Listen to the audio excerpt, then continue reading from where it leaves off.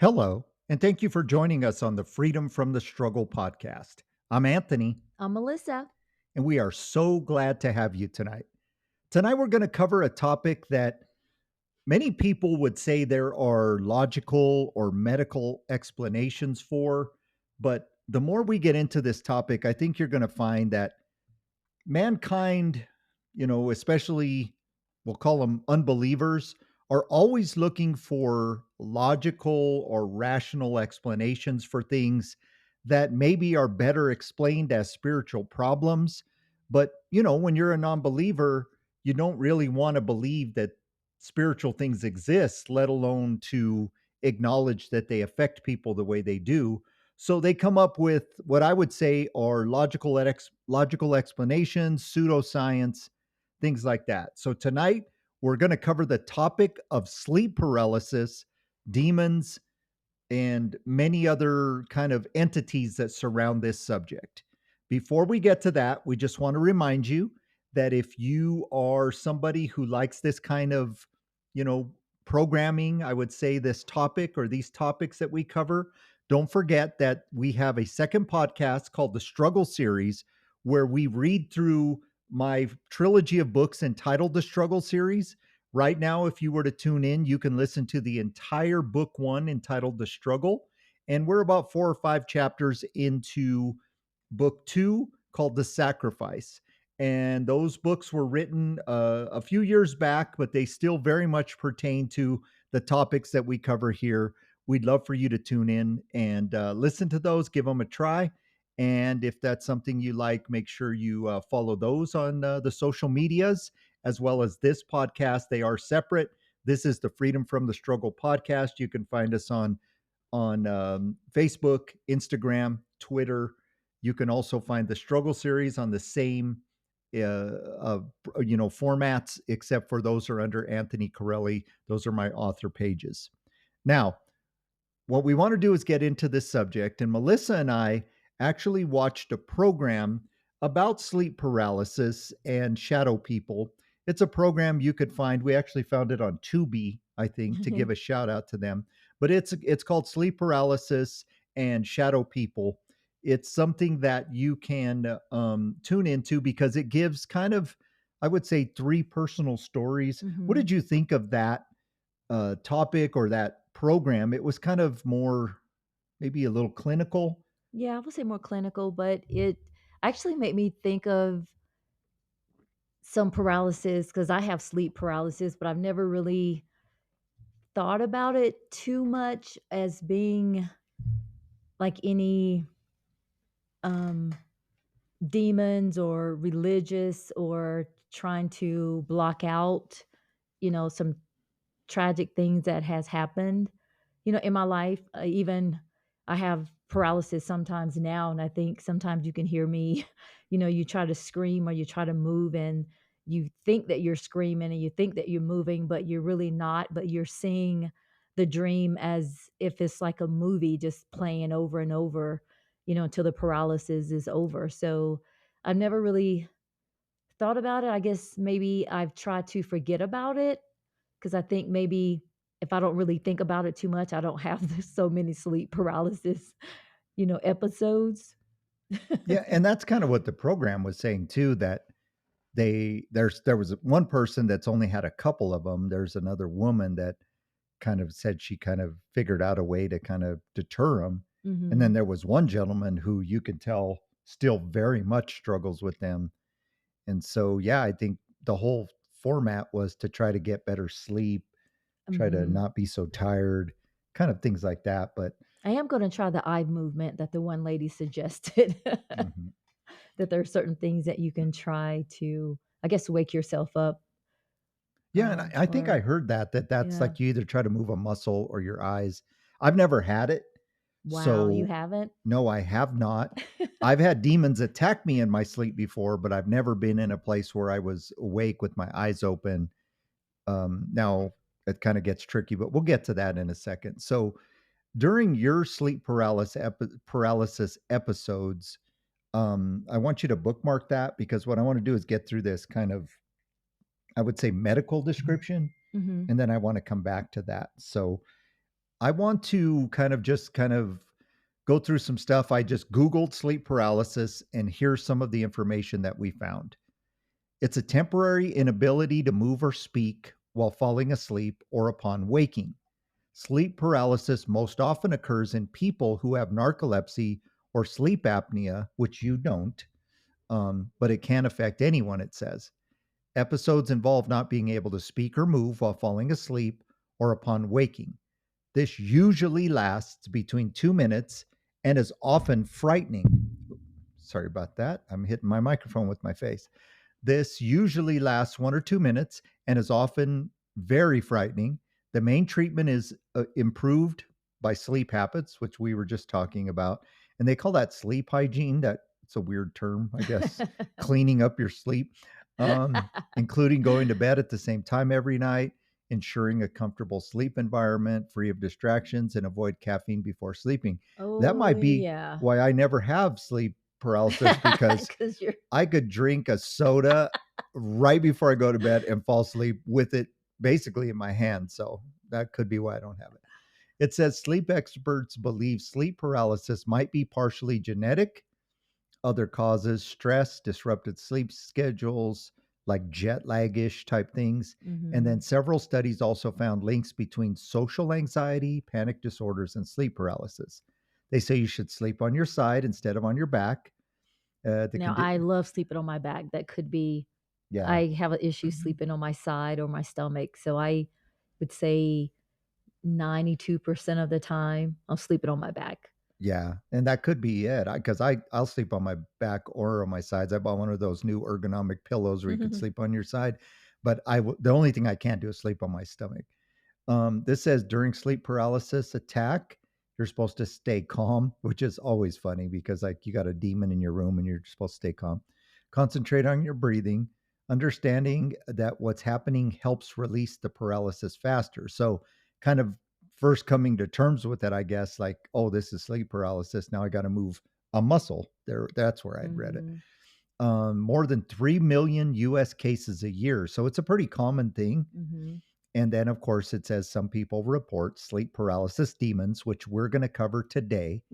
And then it says most descriptions of sleep paralysis demons have two things in common. So you can't move or speak, but then there's people that say you feel like you're held down by something malevolent, or there's a pressure on your chest. And then many people describe a feeling almost of being crushed in their chest. So it's not just a pressure, but sometimes it's like, you can't breathe. And then the so called demon, witch, evil spirit, or creature isn't new. So this is something that has happened throughout, I would say, history. I would say that there's a lot of people in different cultures that have gone through this thing. So I'm going to kind of pause it there before we get to the supernatural stuff. Because what I want to do is go back to your sleep paralysis like events. And because I've never had it, I want you to kind of be our storyteller to kick this off. Maybe give one or two examples of like an episode that you don't mind sharing with us so we understand like what it was like for you and what somebody could expect because we have an actual sufferer right here on the podcast. Oh boy. Okay, so I've never really talked about this with you, and actually, I've never talked to anyone about this, but when I was growing up, I would say maybe mine started when I was about 8 years old. Now, I grew up in a very dysfunctional family. I won't get into the details, but just very dysfunctional family. And after like researching, sleep paralysis before this episode, just, so I'm kind of know what I'm talking about and maybe to see if I can relate, you know, to the story or to the podcast episode. And so it made me think about when I was about 8 years old, I would have these nightmares. I mean, and I think my house, just all the trauma that was in the house and the dysfunctional, that there was some demons, attached to the house. And I call them the rock man. There was it was like a human form, full body, but it was like it was all rocks. Like and it had these red eyes. I know it sounds really weird, but it was, instead of a black shadow figure like most people see, or, the it did have the red eyes, and it was like I called it the Rock Man, and every night it seemed like from the time I was maybe 8 years old until I left home and when I was 18, I would have these nightmares, and it would be this almost the same nightmare or the same dream or the same, um, thing that would happen each time. So I would fall asleep, and then all of a sudden my eyes would just open and I can see the Rock Man standing there with these red eyes, and he would pick me up out of my bed, and I grew up in a town where we had water towers. Um, and it would take me to these water towers through the route, like when we would drive through town and you would see the water tower. So the dream, I was going through the exact same place, the different houses on side of the road, the different road signs until I got to this water tower. And they would take me up in this water tower and then would drop me down in this water tower. And there were other kids in this water tower. And there was a lot of more, there was more of these rock men there, and they would they would squeeze us, like squeeze they would take each one child, they would just squeeze us really tight. And I think one of the studies said that, you feel like you're being choked or you're being held down or you're being Sure, yeah. touched, but they would, like, just squeeze us like they were draining our blood out. I mean, I don't know any other way to say it other than just to say how the dream was. I know that's kinda gross and graphic, well, maybe not graphic. And then I would, then, after that, then I would wake up, and then every night that dream would happen, like, every night, and I would tell my mom that I, would have, nightmares that this man looks like a rock with these red eyes would, like, come take me and would take me to this water tower. And every time we would, pass it when we were, you know, going by the water tower, I would say, "That's the water tower that the rock man would take me to," and nobody would believe me.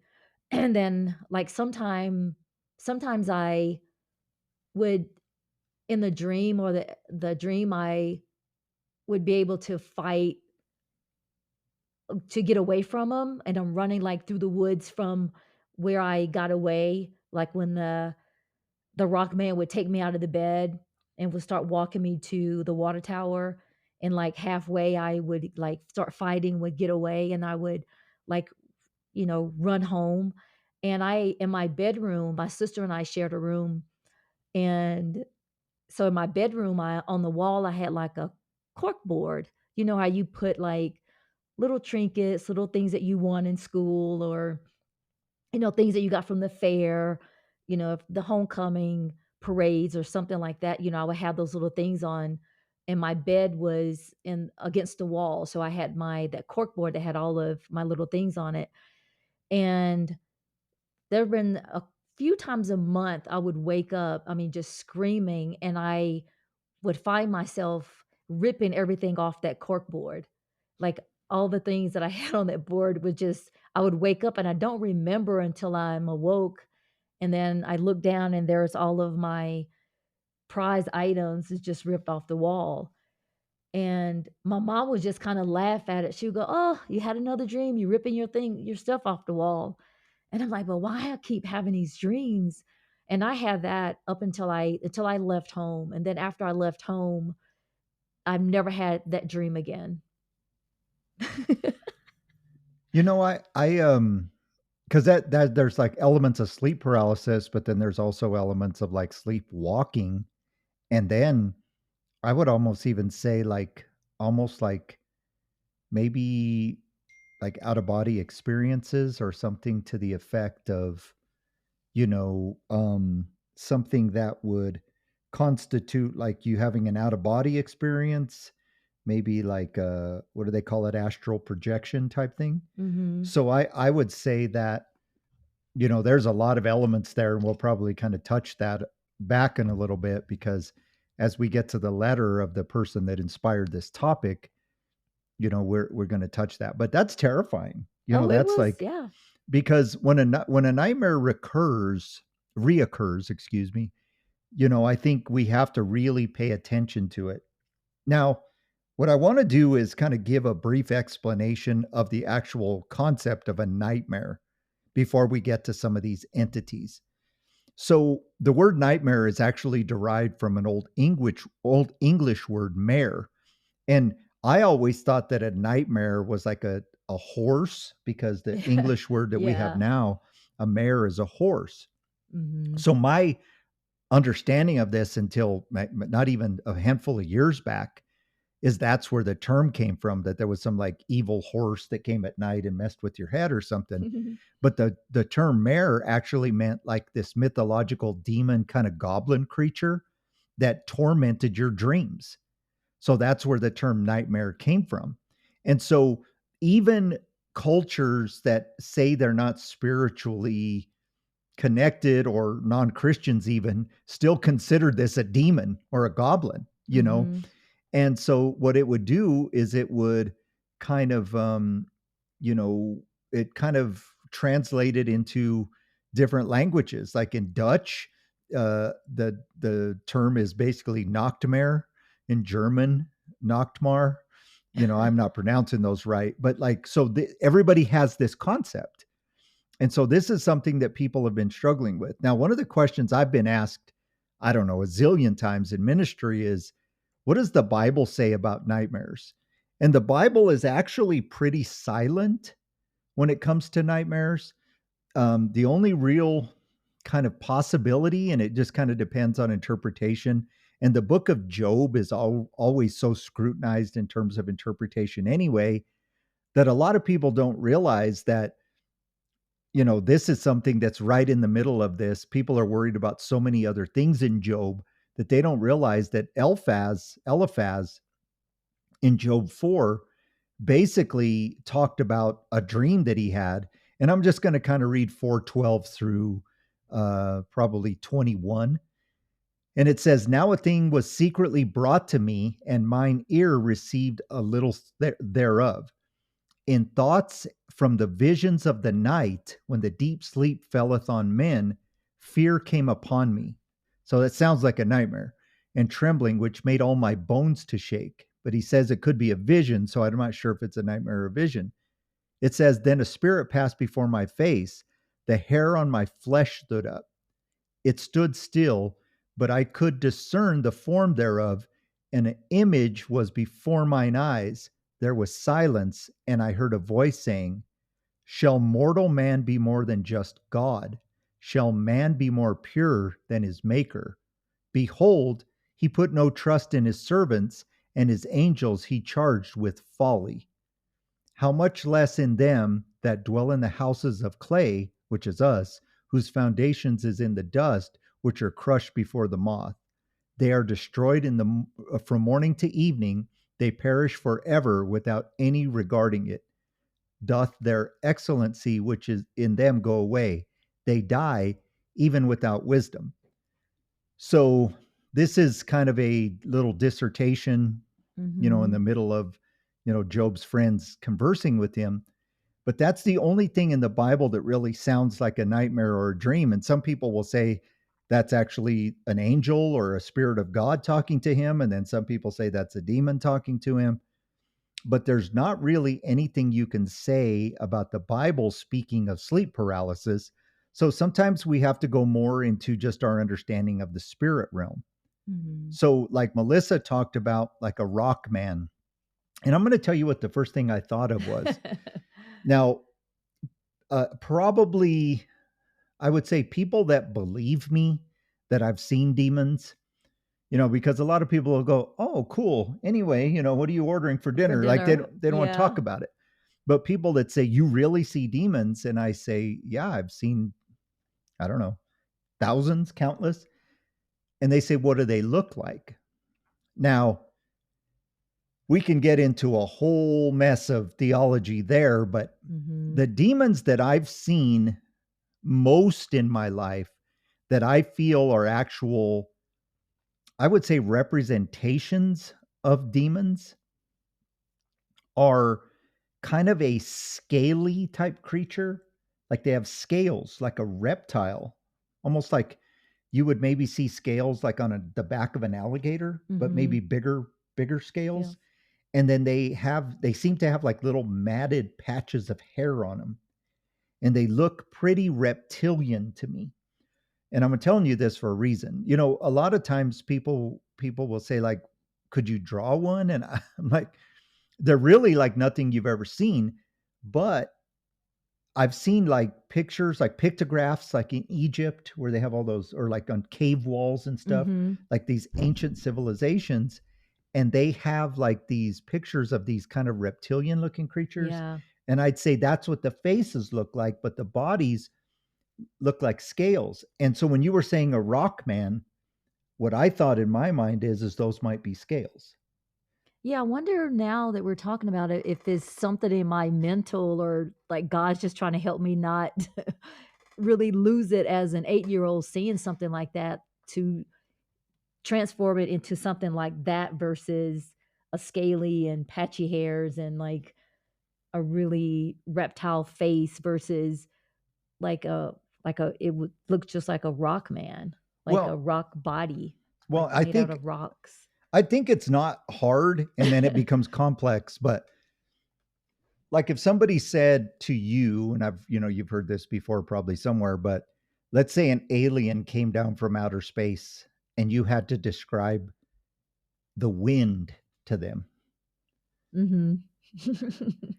You would think, "Oh, that's easy." Yeah. But then you The wait a minute. It's it's like like a invisible the force force. that kind of comes out of nowhere. Like it would become very hard because wind is not tangible. Mhm. It's very kind of, it's abstract. And so I think a lot when people think of demons or people who have seen some sort of a demonic creature, your brain does have to make sense of something that you don't already have a category for.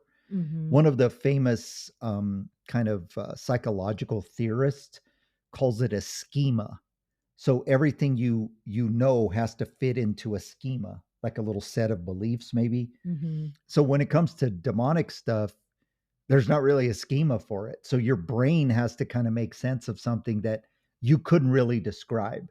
So I'm seeing it maybe not as abstract as some, but still abstract enough that even as I'm describing it to you, I'm saying things like it's kind of like scaly Right, and it's yeah. because unless you saw it and I saw it at the same time, it's Mhm. really hard to describe. So I have no doubt that. And I also think that we have to consider that different demons may appear different to you because I believe demons also have the ability to kind of know, especially if they're kind of familiar spirits, Mhm. they would know what scares you.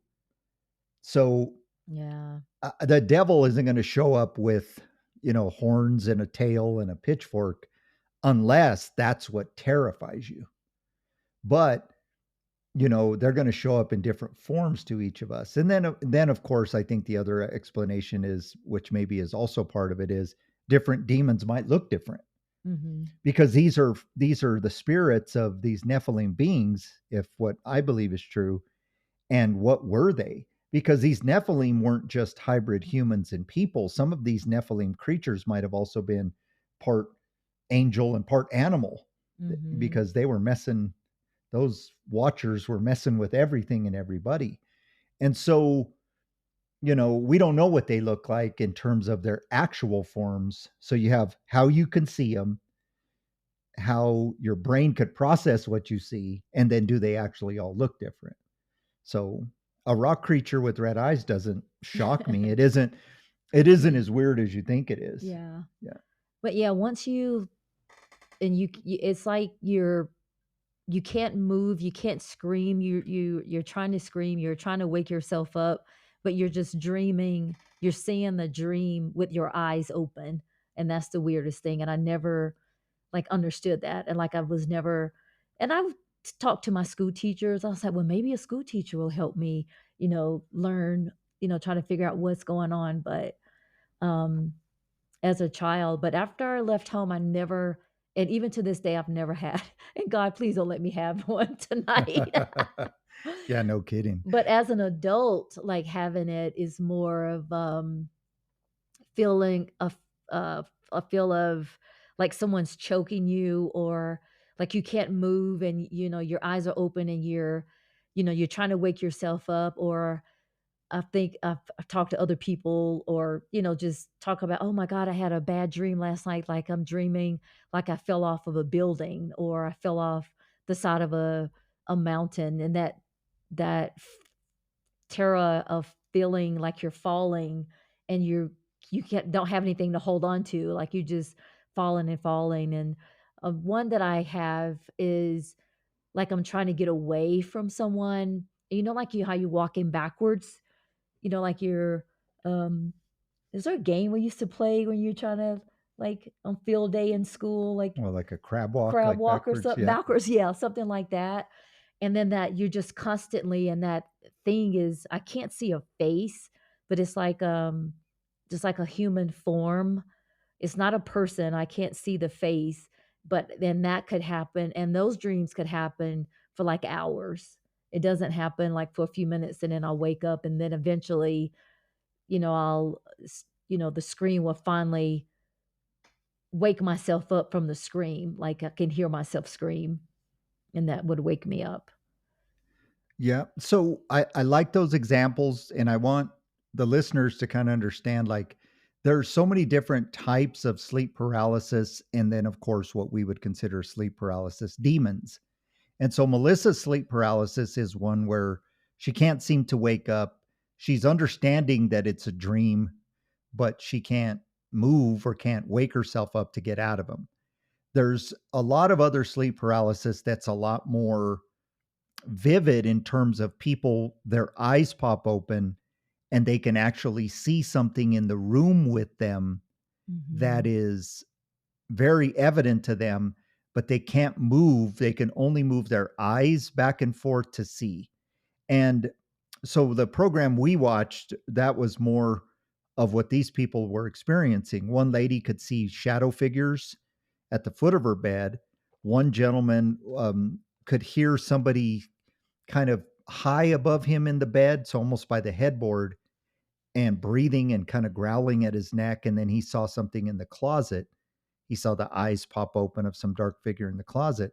And then the one gentleman that was pretty tormented, he was actually somebody who would see like it the first time he saw like it was like his laundry basket, like it was a shadow, and then something like kind of morphed out of that with red eyes. Mhm. And so that's more of the common form of sleep paralysis, but there's a lot of different ways that it can happen. But the point of it is in terms of what we talk about here is these spiritual entities that harass you in your sleep. Now, I'm going to just make a claim, and I think you all know this, but when you are talking about a topic like this, there is a whole contingent of people, especially like doctors and psychologists and kind of medical minded people.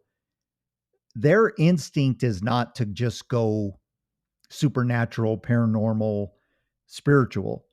They want an answer for everything.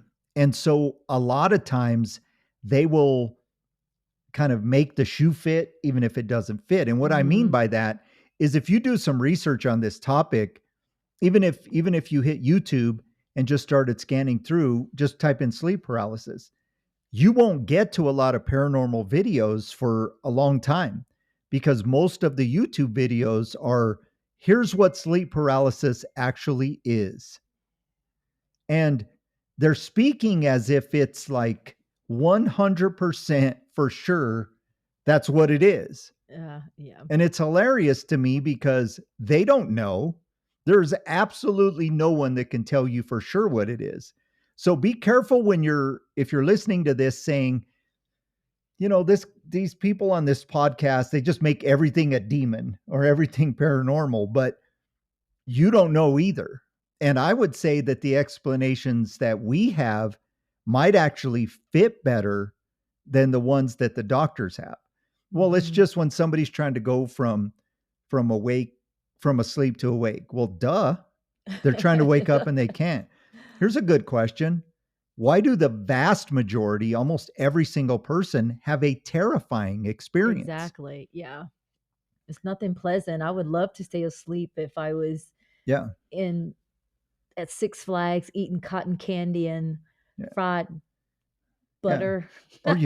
Or you wake up and your eyes you You're wake like, up and your eyes are "Oh, open and there's some pleasant vision or vision." pleasant thing in the room with you that's not terrifying, but that's not how it That's works. true, yep. It's Even the always clinical terrifying. side of it said it was that's why they're there because they're trying to figure out why am I having these nightmares and seeing these things? Is it normal? Yeah, and But they're yeah, you're right. and the They did medical explain it that way. explanations are, well, you're having a sleep disturbance. You need to, sleep more and not disturb your sleep. They're not giving you an answer. What we're going to do here is give you an answer. It's up to you to figure out if you want it to be the answer in your belief system, but it's at least going to be an answer.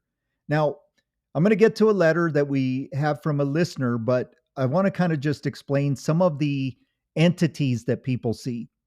First and foremost is just the normal shadow people.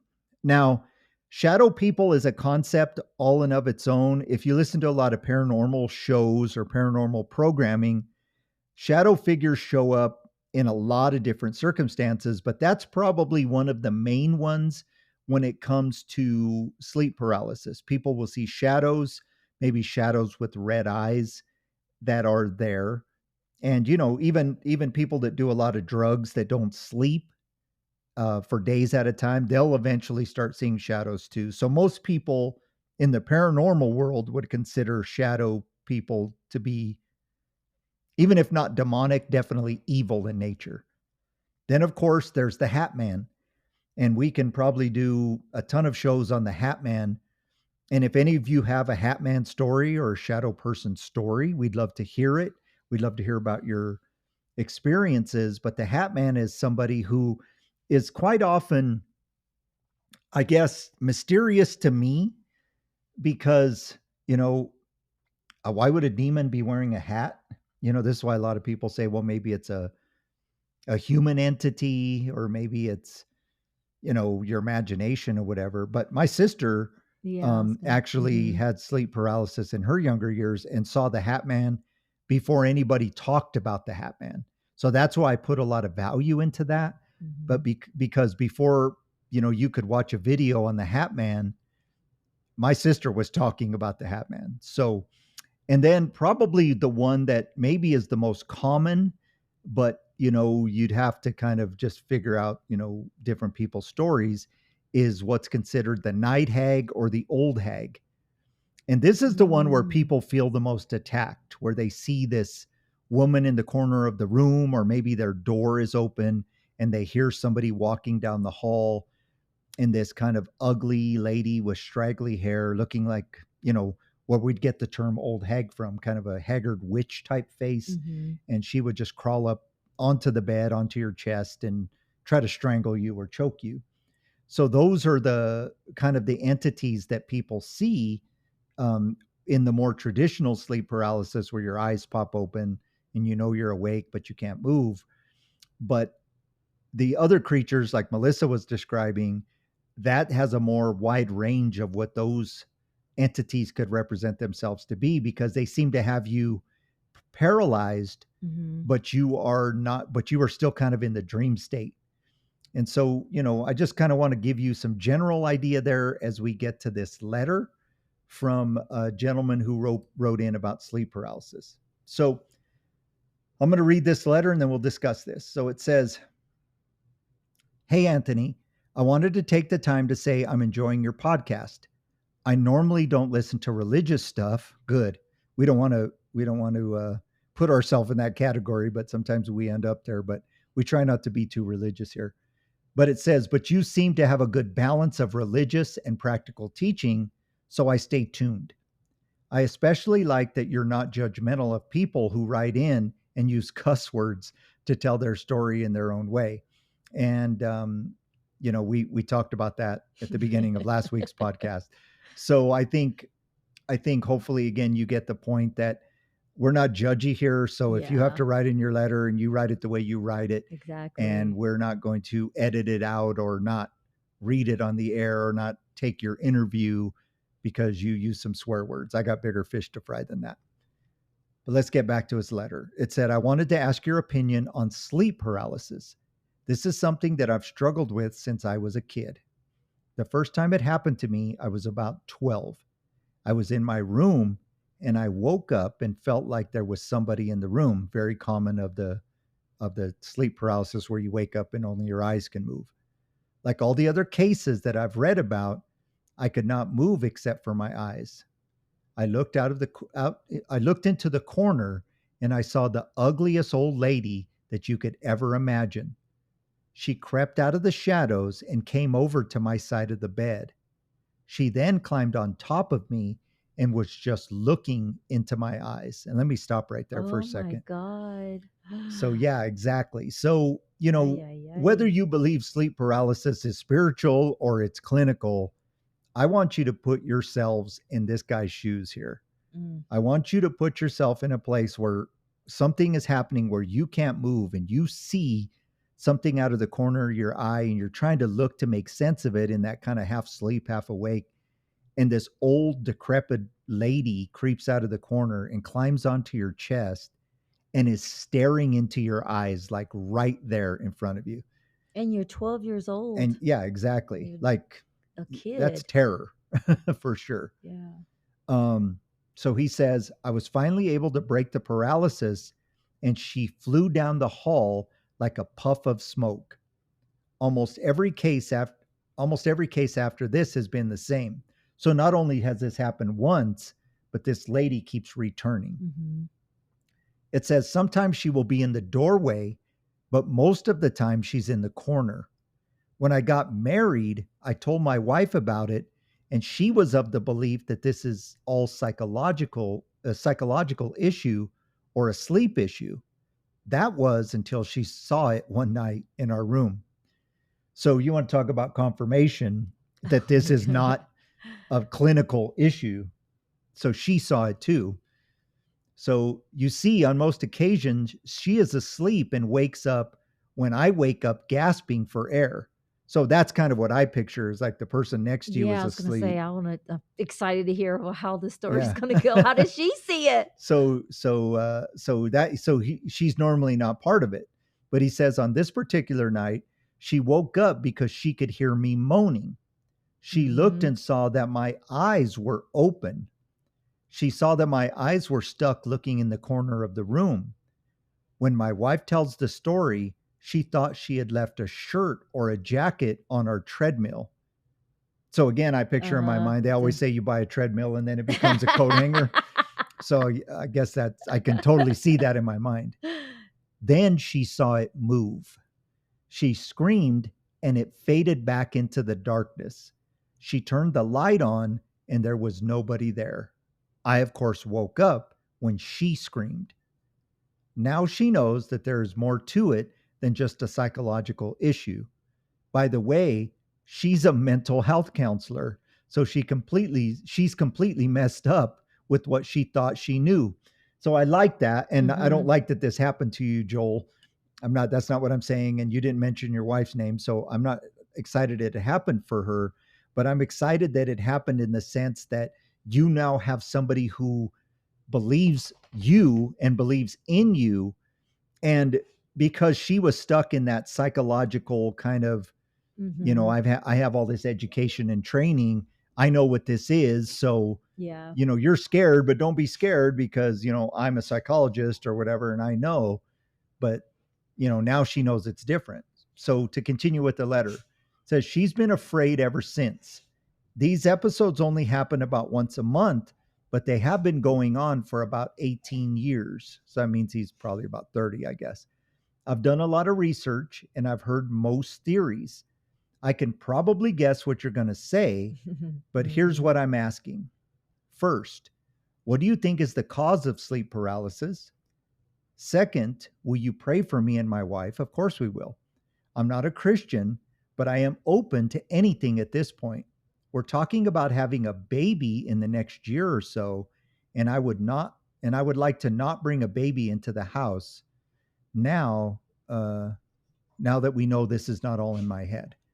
Thanks for considering my letter. I'm only going to give my first name because I want to stay anonymous. Okay, I get it. So let's kind of address that. So Melissa, as you hear that and you got the end of the story there, what are your thoughts on that? Um, it's really interesting. I mean, I totally, like he said, from he was 12 years old and it's been going on for 18 years, or either after he got married. And like for mine, from when I was 8 years old until I was 18, I had that same dream, the same pattern of the rock man. Um, but it was amazing that the wife saw it. So I'm wondering if there's something that happened in his childhood trauma, that there's some demons or something attached to him that's following him, and now it's kind of opening up to the wife because she was able to see it and she wasn't having sleep paralysis. I don't know. What do you think? I'm kind of stuck on this one. Well, I think that's where what we talked about at the beginning of the show is going to kind of come true here because, Because first of all, I had to, I don't read the letters before, at least yeah, some of them, the some that you chose, that you choose for the yeah. podcast. I don't see them first. So the first thing I would say is that this is the only story in my career, as well as in my studies, where someone else has actually seen these entities. Now, I'm sure Hmm. if I dug some more and maybe after hearing this letter, I would find some other stories, but I think this is more rare. I think most of the time this is more of a personal issue. Hmm. But after saying that, I want to say this. This to me is proof, and not just the story that his wife saw this, but this is the proof that these things are demonic. Hmm. So I'm sure, Joel, when you say, I know what you're going to say. Yeah, the reality is you know exactly what I'm going to say. But that's because what I'm saying is the most logical depiction of what these things are. They're demons that are tormenting you in the midst of your struggles. Now, as Melissa said, this is probably the same demon that is this is probably the same demon that's been attached to you since you're 12. And demons and the devil are way more likely to to infiltrate your life at night. Now, I'm not going to pretend that I'm some genius on why this is, but I think you can watch any paranormal program or any ghost Hmm. hunting show. Hmm. They go hunting at night because there seems to be something about the darkness that makes these things able to manifest more. But more importantly, in your dreams, that's when you're the most vulnerable. Yeah. And if you want to argue that with me, I always say, I'll fight you in the parking lot. There's something about dreams that are mysterious, and we kind of, are in a vulnerable place because our bodies are asleep and our minds are kind of left to wander. I want you to think about this. Let's say you're in an uncomfortable place. Like there's some topic that's like one of those topics that makes your skin crawl. If it pops into your head in the daytime, we have like 100 things we can do. We go distract ourselves. We go to the fridge. We get a snack. We go for a walk. We go play with the dog. We go, Hmm. Play get on basketball our or phone phones, and watch TikTok. videos or something. Yes. But when you're dreaming and that topic surfaces, you kind of are in a vulnerable place because you don't have control. Hmm. And so I believe there's a lot to praying before you go to sleep, and not Yeah. just praying for your day and praying for, all the normal things, but to pray for your dreams and pray that God would protect you in those dreams because that's where the enemy is going to come to get you. Now, Melissa knows this from a lot of conversations, but involved in this type of ministry, since I've been involved in this type of ministry, I get visits from demons before I help people. And this is something that's happened countless times.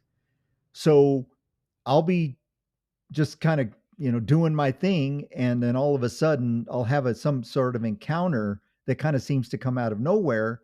And then sure enough, a day or two later, the phone will ring and it will be somebody saying, I got your name from so and so. I want to see if you can come to my house and pray for me or whatever.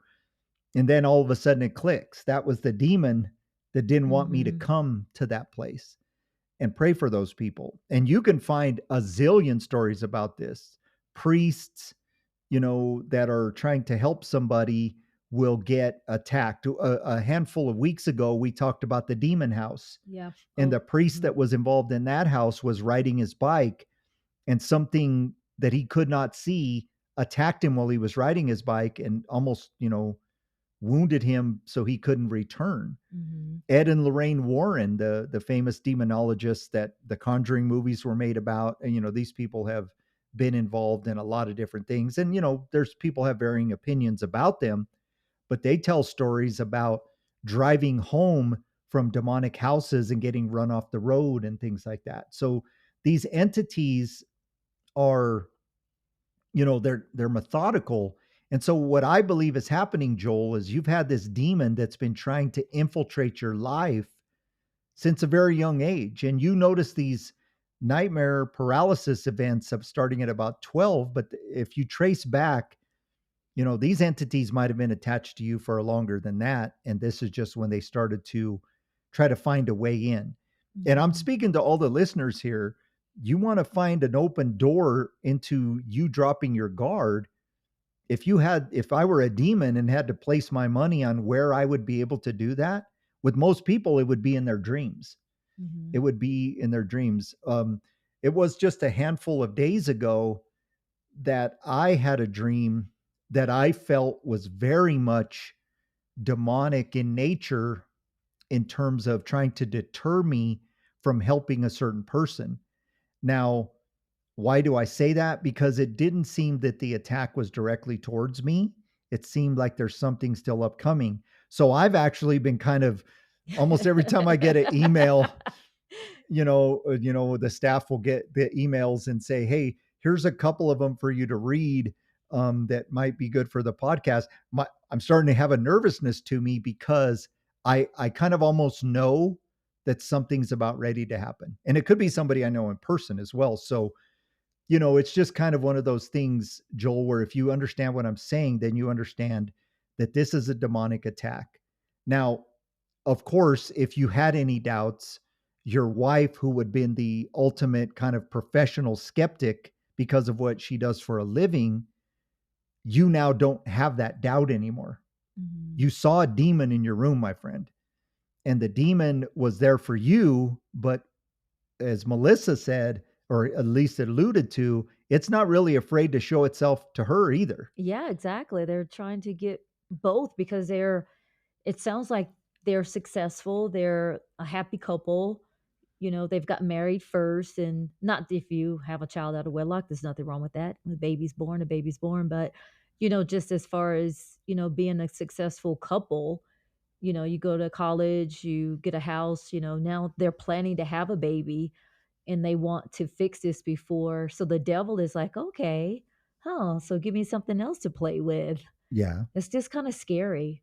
It's very scary. And I would say, Joel, that because this demon's been trying to infiltrate your life, I think that, it will come in seasons when you're vulnerable, and a human can Mhm. only protect themselves so much. And I think now that, as Melissa's saying, your life is progressing, it seems like it's trying to, up its game a little bit. So I'm glad that you're open to prayer, Mhm. because we will definitely do that for you at the end of this podcast. Now, I want to kind of make this not just personal, but I want to be able to kind of have everybody who's listening kind of understand this as well. When it comes to these types of demonic attacks, the purpose of a demon is that it is trying to take your eyes off of Jesus. And so Mhm. I'm going to get a little spiritual here, Joel, and everybody listening. But I want to kind of start with this. This topic is about terror, right? Some people Mhm. call these things night terrors. And that's all kind of another phenomenon, but it kind of falls in the same family as this, where people have these night terrors that are so real and so vivid that they'll swear that it's real. Well, that's because it is real, in my opinion. It's a spiritual kind of attack towards you. And because these things are trying to terrify you, it's because terror, fear, these negative emotions, that's what feeds these things. And so when you understand that, then you understand that if they can get you afraid, they can get you to believe that you're not covered or you're not safe, or even maybe the bigger word is that you find hopelessness. Now, I want you to picture the spirit realm, okay? And I've said this often because God has given me some vision into the spirit world, but even my vision is very blurred. I would say is the best word I can describe, because if I could just open my eyes wide open and see into the spirit realm, I'd probably have a heart attack and die. And I'm somebody who's seen these Oh, things, yes. often in my life. So the average person, and please don't hear that I'm trying to make myself better. I'm just saying Mm-mm. I'm a little more numb to it. So if somebody is not numb to this and they start to experience these things, they would fall apart, like they would crumble. And Mhm. that's including angels, by the way. If you read in the Bible, people encounter angels and they fall to their faces, like, and then the angels will say, well, don't worship me because I'm just a servant. But it's like they're so terrifying in their beauty, in their magnificence. So that's an open view into the spirit world. You would be terrified on both ends.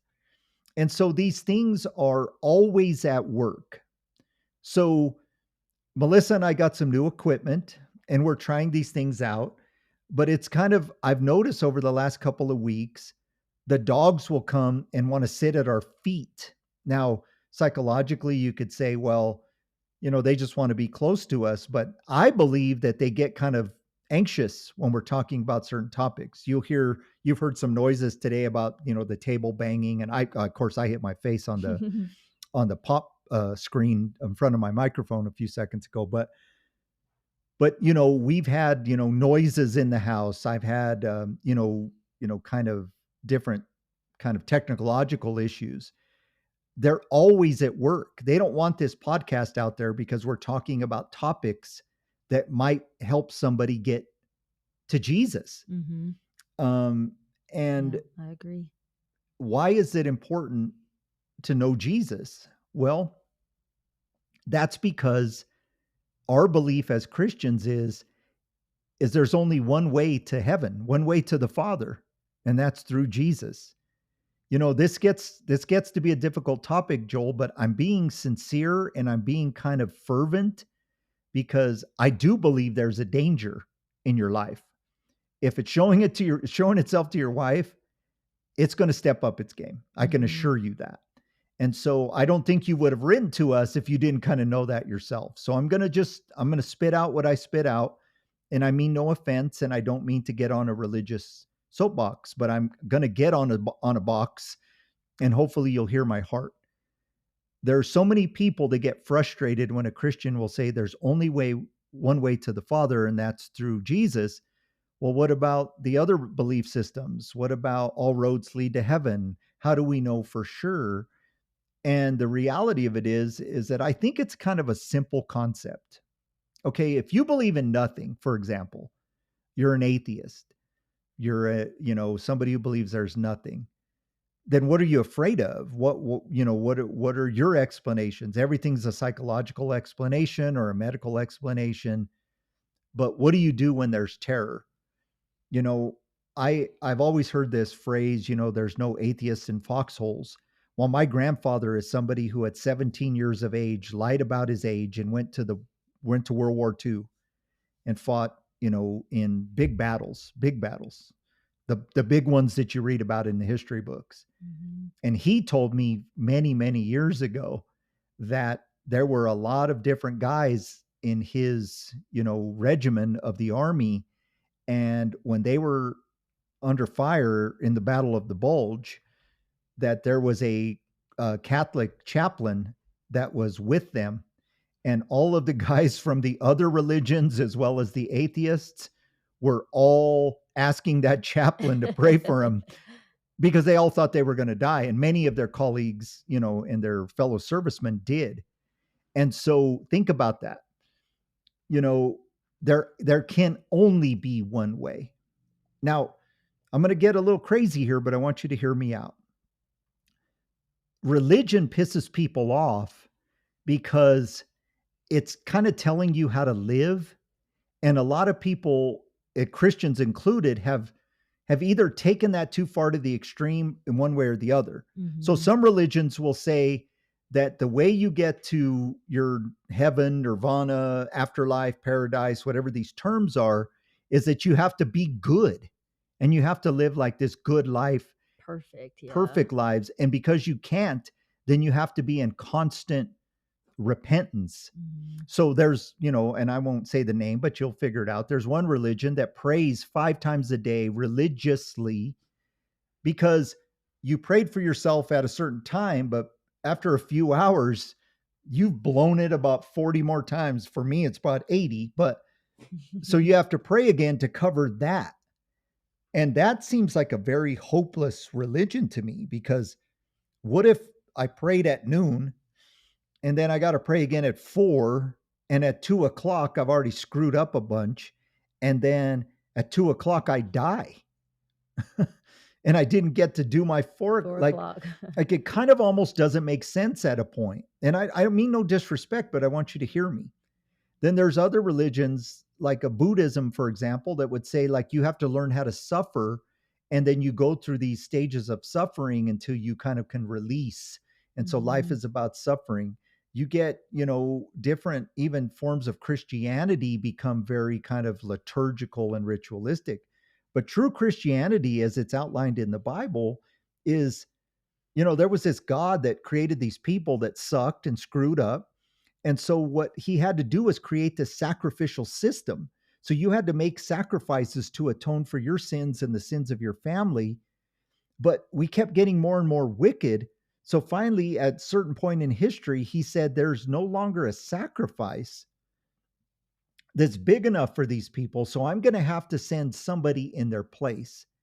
And so he sent Jesus as the ultimate sacrifice, the blameless lamb. Instead of trying to find the best lamb, the perfect lamb in your flock, he sent the literal perfect lamb, and he died. And if any other Christians tell you different, give them my number and I'll talk with them about this. The Bible says that you are saved by grace through faith so that no one can boast. So, what that means is you're saved by grace through faith. So, you put your faith in this Jesus and you are saved for Mhm. eternity. And it has to be that way because what we used to do and what religious people do is they boast, right? Mhm. Oh, well, you're a sinner, but I used to be a sinner, but now I'm not because I've found Jesus, and sin is, I'm like, shut up, dude. Right. You're sinning right Right now now. with your self righteousness. I actually met a religious guy a handful of years back that looked me in the face into my own two eyes and said, I haven't sinned since 2018 when I got saved. And I laughed and he got upset. And I'm like, he go, well, show me what's in. I said, dude, I don't even have words for you. So I'm just going to walk away because this argument is moot. Mhm. And I'm saying this because I watched him sin 2 times before I even met him to have that conversation. The way he was looking at women that were passing by in this big venue we were in, I mean, I could read his mind. He was that lustful towards these women. Yeah. And the Bible clearly says that, you didn't commit adultery, but if you look at a woman lustfully, you've committed adultery in your mind. Those are the words of Jesus. So I think people who have taken Christianity out of context Mhm. probably because Christians misrepresented it, is that if you accept this Jesus, you got to be perfect. and you got to like live this nerdy Exactly. Christian life, Yeah. but it's really not that.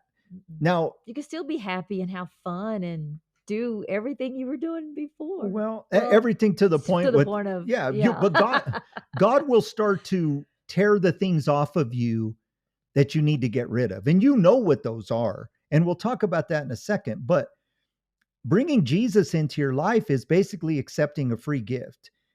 Like some examples, or maybe the best example would be like you owe a debt that you can't pay.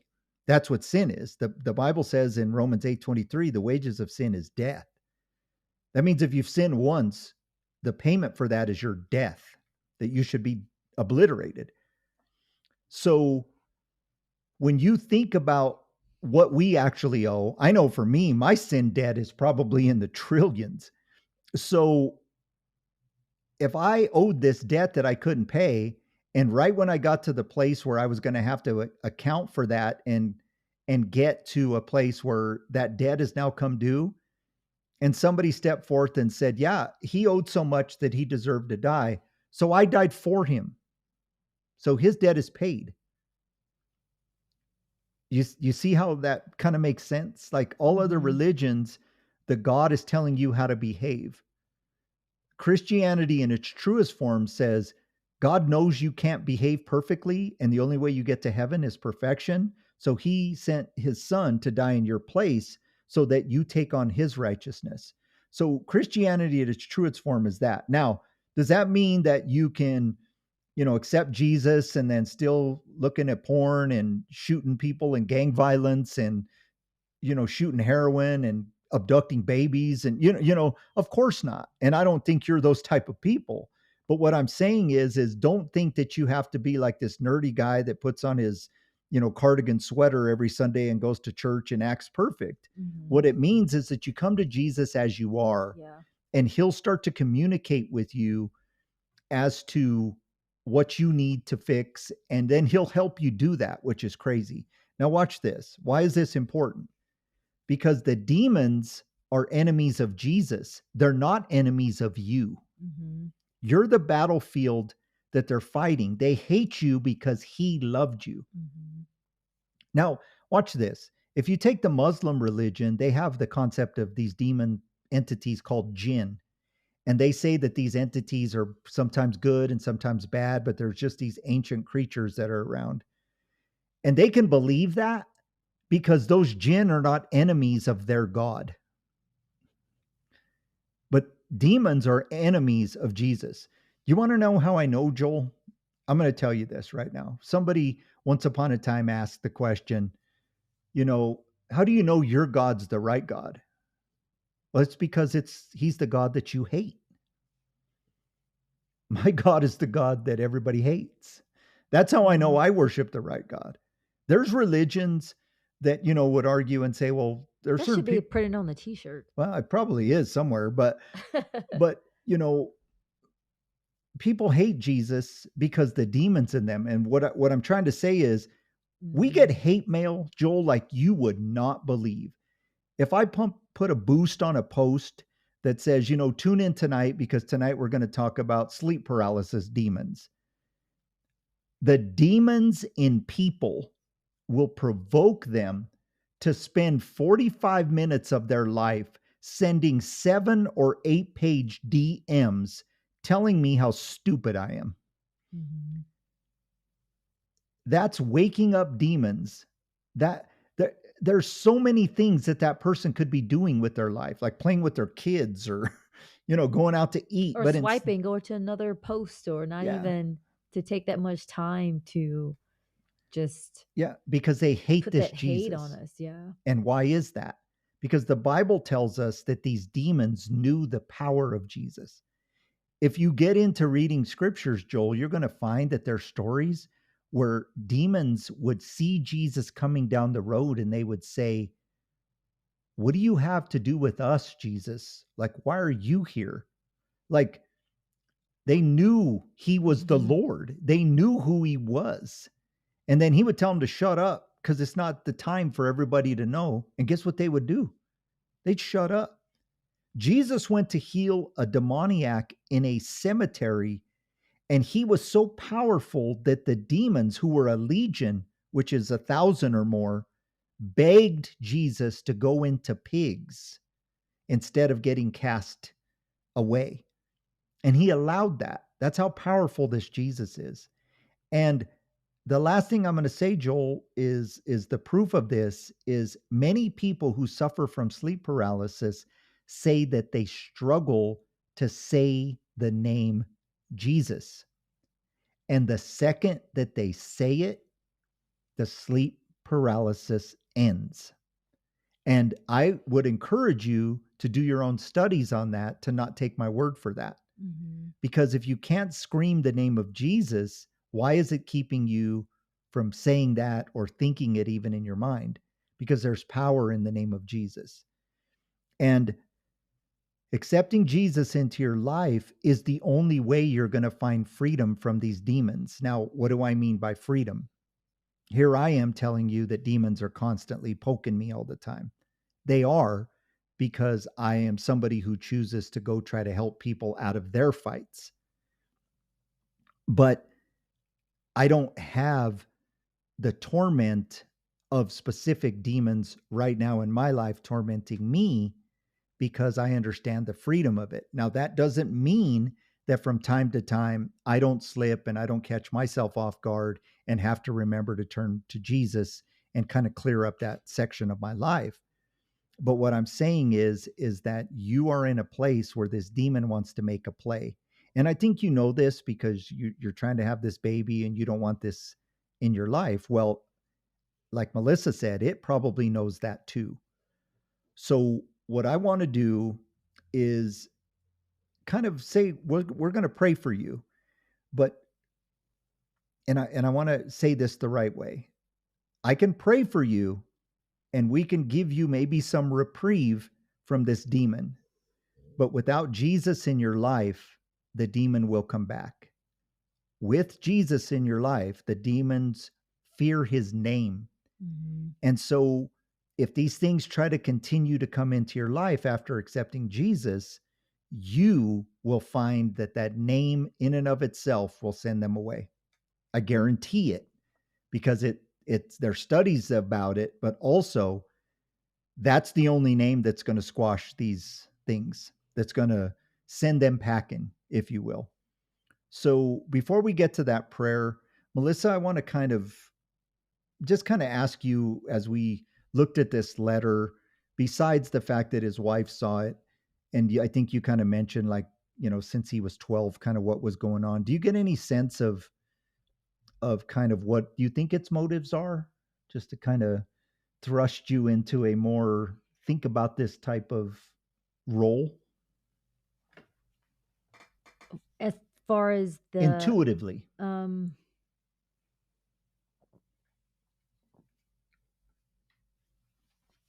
wait, okay, let's talk about this. I'm not sure what I'm thinking right now. So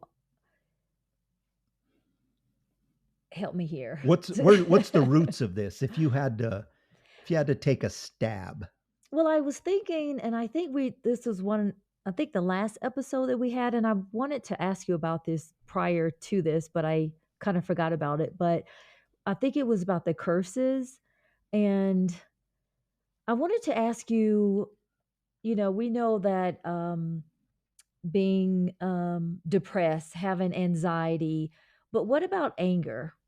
Mhm. Like, is anger, because I remember I was very angry as a child, because of the dysfunctional in my family. And I can get very angry right now, but, with Jesus in my life, I've learned how to kind of let go and not be so angry, because it does stop you from growing. So I wanted to ask you about, like, can that be like part of one of the curses in a sense? Like, I didn't have my notes because we came up here because before the child got home. Well, we had some quiet, so it's not so noisy in the background. But I wanted to ask you about that. But I'm just wondering, like, if there's, is are there drinking? Is there, like, he's not a believer, but that doesn't mean that you can't be a believer. I've been baptized twice. I was baptized when I was 13 and then I was baptized again when I was 29. Mhm. So, you have those gaps, but I've always, kept God and Jesus in my life, because I know the benefit of it. But it doesn't mean that I don't struggle. And like what we were saying earlier, we as Christians, we still have fun. We go to Top Golf. We go, like you don't know. Well, I think you said you're not going to go, but your youngest daughter is turning 18 here soon, and she wants to go skydiving. And so all the other kids are in on it, but I don't think you're in on it. So we still have fun. So it's not like you have to, like he said, put on your sweater and go and put your glasses on and, read the Bible and understand it. I've read the Bible twice and I still don't understand, most of it, but I do try to live a good, clean, and just be, a good person. But if there's anger, if there's anxiety, and also like forgiveness, I'm just wondering, I know where my demons and my anger and my anxiety and depression came from as a child. So I think that's why that rock man appeared. Um, and I have acknowledged it and I've accepted and I've gone through the emotions and I put it in a place where it needs to be. It doesn't mean it isn't there, but it doesn't have to be a big part of my life anymore. No, it's not like you have this hump on your shoulder and then you've had it for 20 years and then you finally had a doctor that can remove it, but you're still holding your shoulder the same way because you're so used to having, that hump on your shoulder. And I think a lot of people hold on to things because they don't know how to let it go or not to have it in their life. It's been such a big part, of their lives, and they just don't know how to let go. But it's okay. And once you let go, it's an amazing feeling, and it would just change your life. It's amazing. So I hope I answered your question. I think I kind of rambled on, but I wanted to ask you about that anger. And this was the perfect time. Sure, and I think you're helping me for my answer. You got exactly where I wanted Was you to close. go, Okay. even though you went around the block a couple times with it. So here's the deal, because you're right on the head. And the reason I said intuitively, because if you put too much thought into it, it becomes too complicated. You're right. The demons feed off of negative emotions, anger, rage, jealousy, Hmm. rejection, things like unforgiveness, depression, anxiety. And so these things they will feed it. I always say you're like a battery and they come to charge on you. You're like maybe like they're the Tesla and you're the charger. And what emotions that they feed off of are negative. So, Joel, you have to ask yourself from age 12, are there any things that you need to renounce, things you need to heal from, Hmm. things that happen to you? And when we pray here in a second, I'm going to leave that open because I don't know, but you do. As a therapist, and your wife will understand this. As a therapist, I used to laugh at people that would come and pay me lots of money, lots of money per hour to lie to me about what was going on. So they'd come to me and they'd be like, "Well, I'm here because you don't pay me $160 an hour about this garbage that you just told Told me. me. You came to talk to me because there's something big. Hmm. What is that?" And I always used to tell them, "You know what you're doing right now? You're telling me that you're here because your finger's hurting, but I'm looking at your leg and it's severed. Tell me about your leg." And people feel vulnerable about that, but this is between you and your wife. We're just Hmm. praying for you. You within yourself have to figure out that what that is. Am I blaming you? No, it could be something that happened to you, or it could be a generational curse, a familial demon. It could be something that was going on in your life at that time, the negative kind of things that occur to us during our adolescence. It could be a zillion things, but whatever emotions were going on, does this thing happen more when those emotions are happening? Or does it happen more when you're doing well and it's trying to take you back to a certain place? Hmm. These are all things for you to consider. And not just for you, but for the other listeners as well. So, Melissa, I appreciate you saying that because it could be anger, it could be fear, it could be anxiety, it could be depression, it could be child trauma, it could be abuse that you endured. It could be something you did that you're keeping a secret that you need to confess and get out of you. Mhm. It could be a million things, but I do know this: when you give those to God, that's where you find freedom. And what did I call this podcast? Freedom Freedom from from the the struggle. struggle. And what did I call my book series? The struggle. This is your particular struggle, and Mhm. you're trying to find freedom from that. And when you do find that freedom, these things will diminish until they're gone. Oh, yeah. And when you find that freedom, then you'll understand what Jesus means when he says, "Take my burden, for it is light." What the word actually means is his yoke or his way. So do things the way he does it. He gives them to God and he moves on. Stop doing it the way you do it, where you try to attach all that weight on your back. And then when you start to collapse, the demons say, now he's weak. Now I'm going to come in for the kill. So if that makes sense, what we're going to do, Joel, is we're going to pray. And I ask you to, if you have to, pause this, you as well as the listeners, get yourself in a quiet place. If you're driving, I would say pull off the road, turn the keys off, and clear your mind, because we're going to try to find you some freedom from this, and we're going to pray at the throne of the King of Kings and the Lord of Lords to get you to a place where you can find some relief from this thing that is undoubtedly terrifying. Mhm. So let's pray. God, I thank you so much for being the type of God that loves us in spite of the fact that we don't love you back most of the time. We get so caught up in our day to days, in our lives, in our selfishness, or even just in the distractions.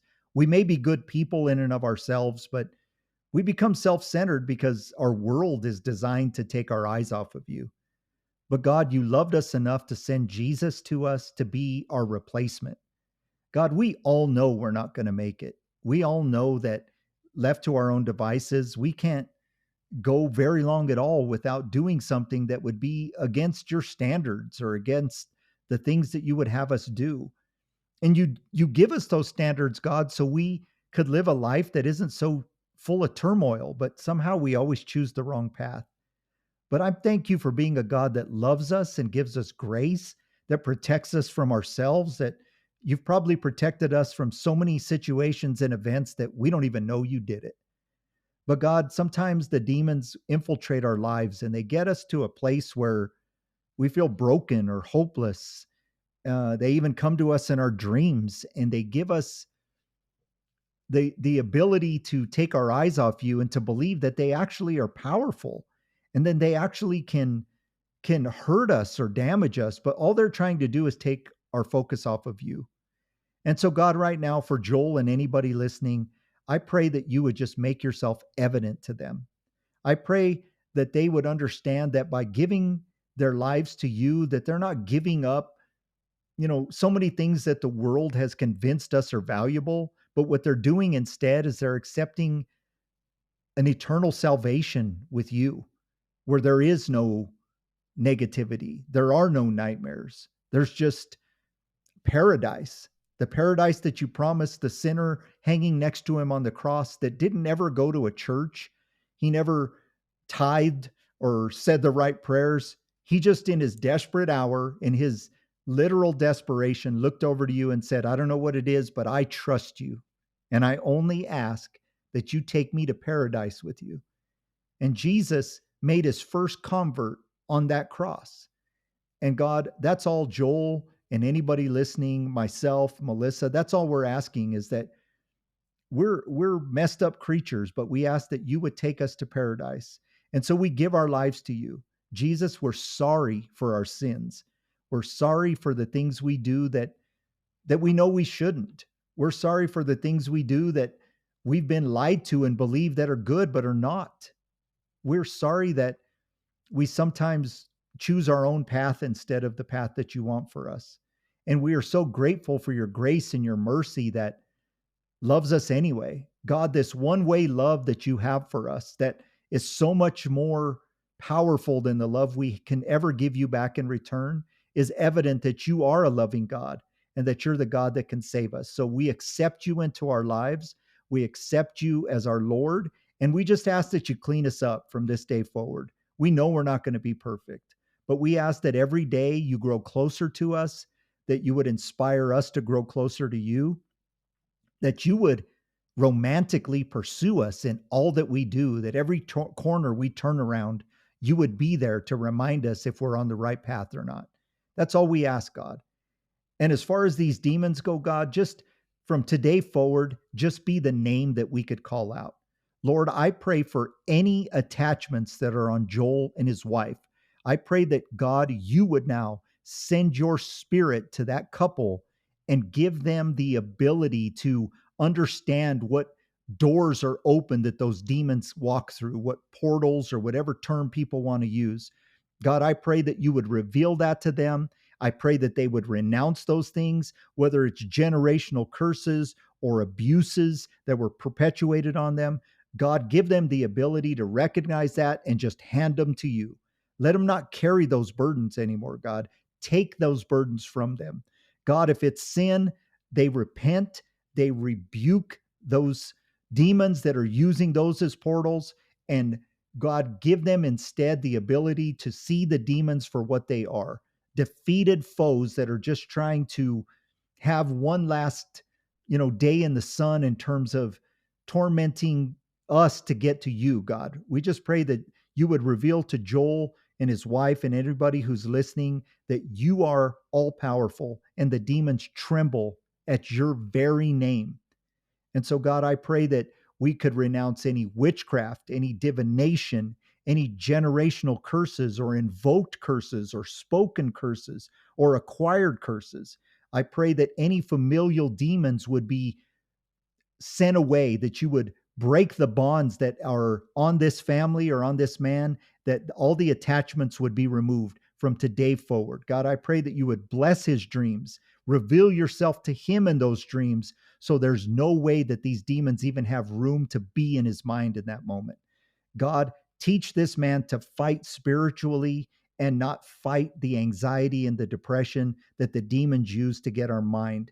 Teach him to understand that when he feels any negative emotions, that the demons are making a play for his soul to torment him, and that by accepting you into his life, that now he could recognize that as spiritual warfare, that he could put on the armor of God and move forward in confidence that they are no longer worthy opponents of his, and that they are a defeated foe, and that he can live in peace and under the grace that you've provided.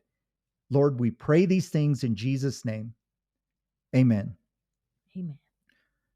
I want to thank everybody for listening. I hope this is a topic that has helped not only Joel and his family, but also anybody else who's listening. Like I said, if you have any stories of your own or you feel that this is something that you struggle with, please feel free to reach out to us. I know this is a topic that will touch a lot of people, and that's why I'm saying you can reach out to us at anthony@thestruggleseries.com. The team reads through all of these, and they will basically get us to a place where if they feel that this is, they'll prioritize that, they'll get us in front of, they'll get them the stories in front of me, and then we'll kind of see how we can help you, whatever help you need. If it can't be us, we'll get you to the right people in your area. So thank you so much for tuning in. Don't forget to like, subscribe, make sure you refer us to a friend. Melissa, thanks so much for being Thank on you. this. You opened our eyes up to a lot of things. Thanks for sharing your paralysis stories with us and your Mhm. nightmare stories.